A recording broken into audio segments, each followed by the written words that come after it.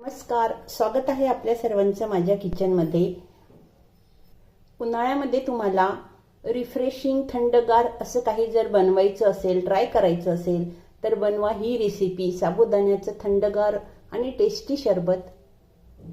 हे सरबत तुम्ही दिवसातून एकदा जरी पिलं ना तरी तुम्हाला दिवसभर अगदी फ्रेश वाटेल आणि शरीरामध्ये थंडावा जाणवेल। सोबतच मी जेलीची रेसिपी सुद्धा शेअर केलेली आहे, जी यामध्ये आपल्याला टाकायला पाहिजे असते त्याची।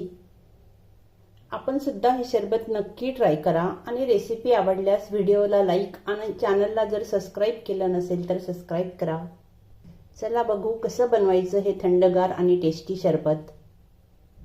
आधी आता आपण जेली तयार करून घ्यायची। हे जेलीसाठी रेडीमेड असं पॅकेट मिळतं दुकानामध्ये आणि हे इथे सर्व इन्स्ट्रक्शन दिलेले असतात की जेली कशी बनवायची, बस ते फॉलो करा आणि जेली बनवा। वेगवेगळ्या फ्लेवरमध्ये हे पॅकेट मिळतात। तुम्हाला ज्या फ्लेवरचं बनवायचं आहे त्या फ्लेवरचं पॅकेट तुम्ही आणायचं। या पॅकेटमध्ये 2 प्रकारचे पावडर असते। चमच्याने याला थोडंसं व्यवस्थित मिक्स करून घ्यायचं। हे मिक्स केल्यानंतर आता याची जेली तयार करायची। हे घेतलं आहे मी 400 ml पाणी, कारण माझ्या पॅकेटवर 400 ml लिहिलेलं आहे। कोणत्या कोणत्या पॅकेटवर 500 ml सुद्धा असतं। पाणी आता गरम करायला ठेवायचं। पाणी गरम झाल्यानंतरच त्याच्यामध्ये आपण आता पावडर टाकायची। पाण्याला उकळी आली त्यात टाकूया आहे पावडर।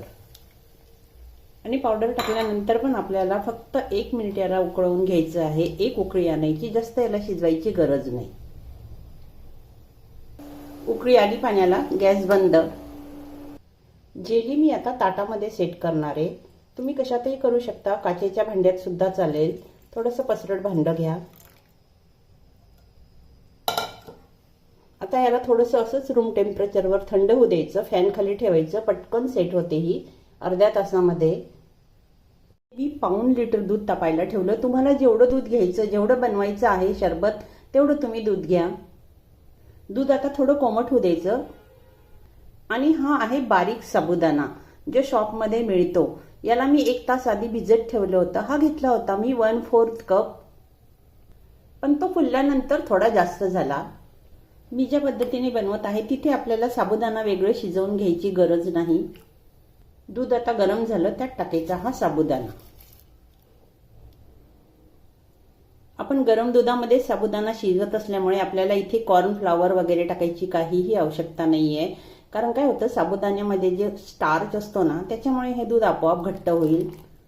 याला थोडं व्यवस्थित हलवत राहायचं। आणि साबुदाणा भिजवलेला असल्यामुळे तो लवकर शिजेल पण।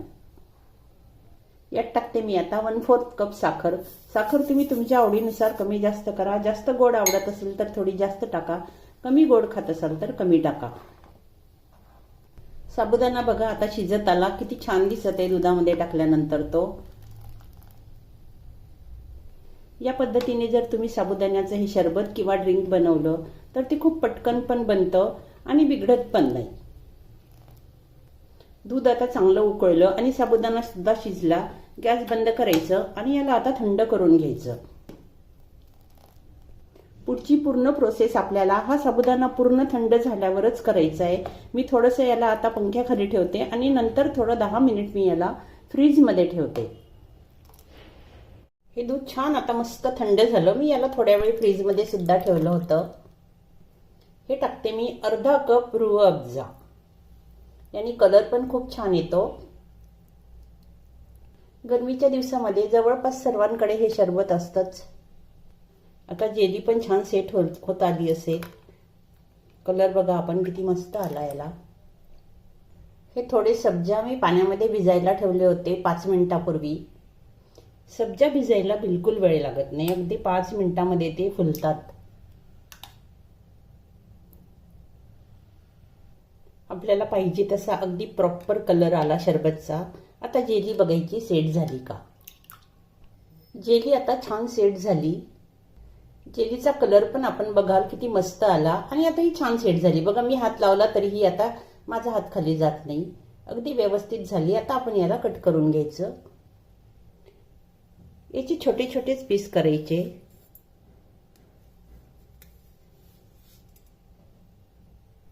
मुलांना तर ही जेली अशीच खायला आवडते.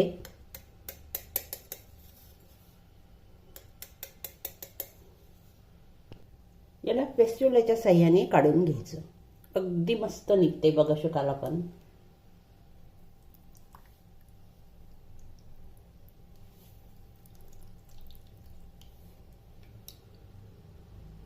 ही अशी जेली तुम्ही घरी बनवून सुद्धा ठेवू शकता, फ्रीजमध्ये स्टोअर करून ठेवू शकता. खूप छान जेली बनते. फक्त दिलेले इन्स्ट्रक्शन फॉलो करायचे. थोडी जेली मी यामध्ये टाकते, बाकी मी स्टोअर करून ठेवायला ठेवली. आता सर्वात शेवटी टाकते मी यात आईस क्यूब, कारण हे ऑलरेडी खूप थंड आहे, त्याच्यामुळे मला जास्त आईस क्यूब टाकायची गरज नाहीये.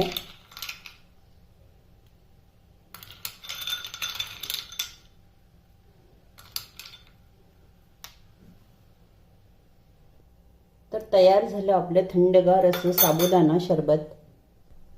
थंड थंड शरबत आता सर्व करायचं.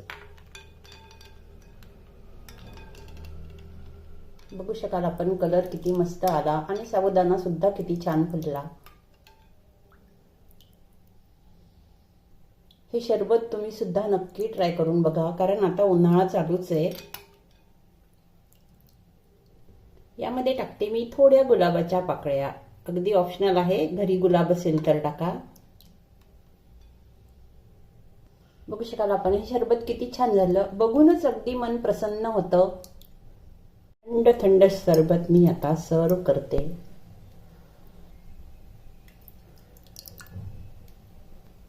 तर आपण पण ही रेसिपी नक्की ट्राय करा. पुन्हा भेटूया अशा छानशा रेसिपीसह. तोपर्यंत धन्यवाद.